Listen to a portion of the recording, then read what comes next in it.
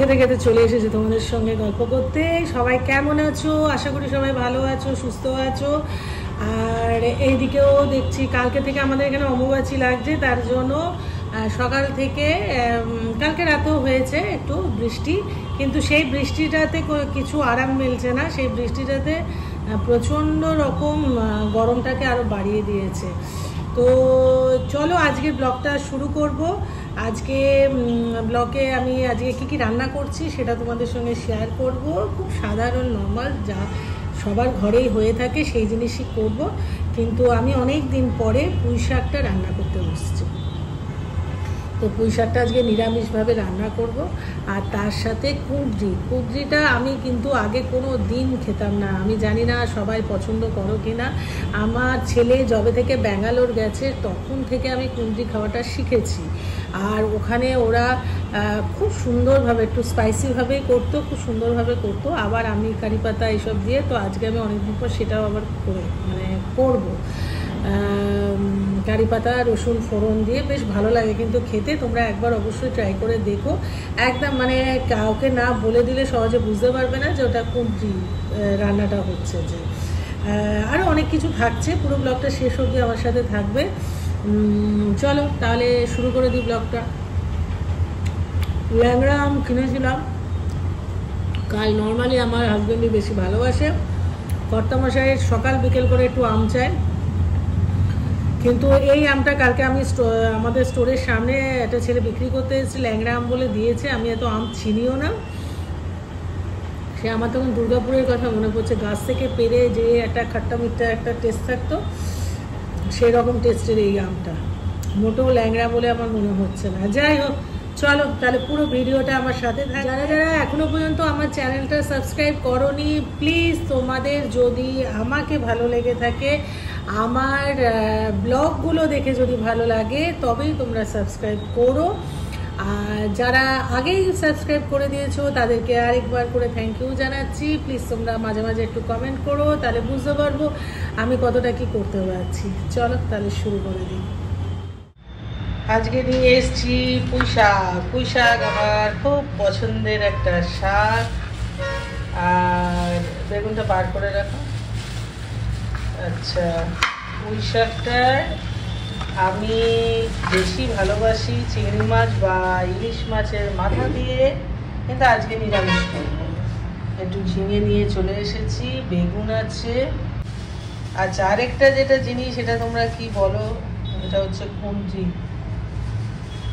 কুঁদরি বলে সবাই বোধহয়। আর বেগুনের যা অবস্থা বাবা! তবে এই বেগুনগুলো একটা দিকে সুবিধা হয়, পোকাটা কম থাকে না বললেই চলে। তো আজকে রান্না হবে কুঁদরি আলু দিয়ে, আর হবে পুঁই শাকের ঘন্ট। চলো তাহলে শুরু করে দিই রান্না বান্না। সাথে শেষ অবধি আমার সাথে থেকো, কিরকম রান্না বান্না হচ্ছে তোমরা দেখতে থাকো। চলো।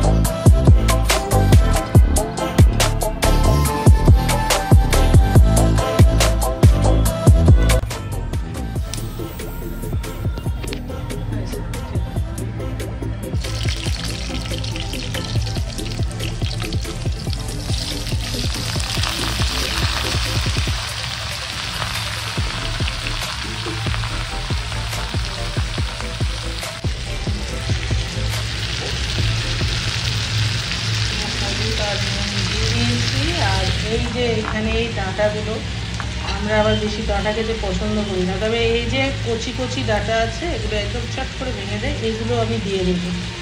আর এই যে মোটা আছে এটা আমি টবে বসিয়ে দেবো। খুব সুন্দর কিন্তু পুঁই শাক হয়ে যায়। আবার এখানে ভালোভাবে কেটে ধুয়ে নিয়ে অনেকবার করে ধুয়েছি, কারণ শাক তো বাবা ভয় লাগে। তো এই শাকগুলো ধুয়ে নেওয়া হয়েছে। এখন এখানে আমি একটা ছাঁকনিতে, বড় ছাঁকনিতে, যাতে জলটা বেরিয়ে যায়, রেখে দিয়েছি। এখানে নুন হলুদ পড়ে যাচ্ছে। শাক আমি নিরামিষ খুব কমই করি, কিরমভাবে জানি না।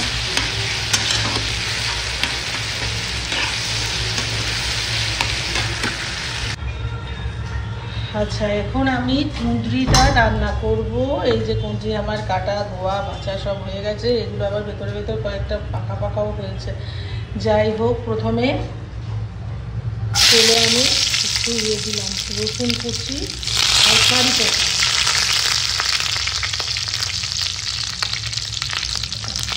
রসুন কুচি কারি পাতা দিয়ে দিয়েছি। এখন দেব পেঁয়াজ কাটা। এটা তো সম্পূর্ণ ভাজা ভাজা হবে, তার জন্য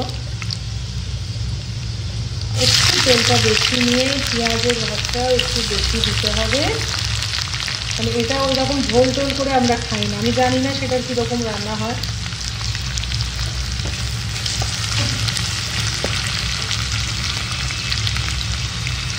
এই যে পেঁয়াজটা দিয়ে দিয়েছি, কারি পাতা গন্ধ, রসুনের গন্ধ অপূর্ব লাগছে। চলো এটা একটু কিছুটা ভাজা ভাজা হোক, তারপরে টমেটোটা দেবো। আর এইদিকে আমার এটা হয়ে এসেছে, এইখানে এটা নরম হয়ে গেছে। এবারে শাকগুলো দিয়ে দেবো, দিয়ে একটু ঢাকা দিয়ে দিলে এটা মোটামুটি মজে দেবে।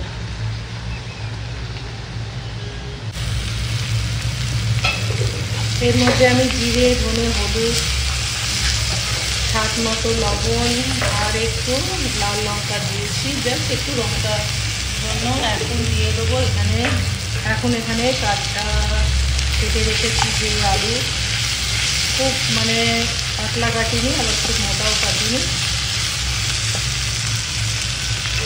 এই আলুটা দিয়ে পুরোটা মিশিয়ে দেবো। এবার দেখি পুঁই শাকটা কতটা কী হলো।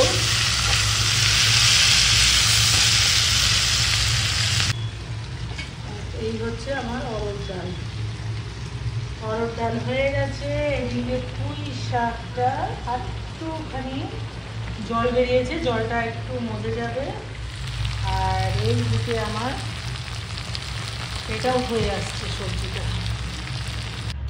এই হলো আমার কুঁদরি রান্না কমপ্লিট।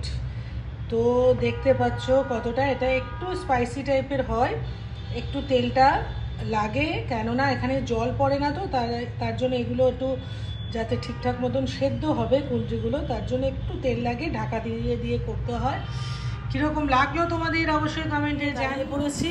এখানে এই ডাটাগুলো এখন আমি ফ্রিজের মধ্যে রেখে দেবো, ফ্রিজের মধ্যে রেখে দিয়ে কালকে সকালবেলায় এটা আমি টবের মধ্যে একটু জল টল দিয়ে টবের মধ্যে আমি এটাকে বসিয়ে দেবো।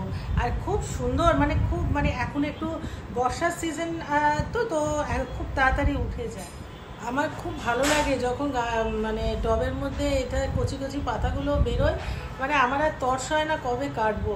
তো ফ্রিজে এখন এটা বাইরে রাখলে শুকিয়ে যাবে, তার জন্য ফ্রিজের মধ্যে রেখে দেবো, কালকে এটা লাগিয়ে দেবো। আর অবশ্যই তোমাদেরকে দেখাবো যে কীরকমভাবে আমি এটাকে বসিয়ে এখান থেকে আবার পাতা বেরোবে, আবার সেটা কেটে রান্না করে খাবো।